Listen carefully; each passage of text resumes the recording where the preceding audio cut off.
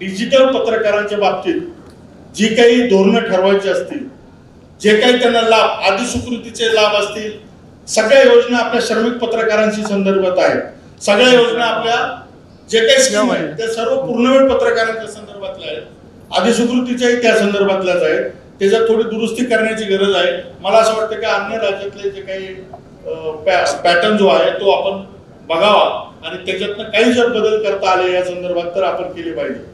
आधी स्वीकृती समिती म्हणून सांगत असताना 2007चा जो GR आहे तो आता आधी स्वीकृती देताना लागू आहे। आम्ही त्यात बदल करणार आहोत। आपल्याकडे रिपोर्ट येईल, यदू जोशी त्यांच्या अध्यक्षतेत आम्ही एक आमचा अभ्यास गट आहे।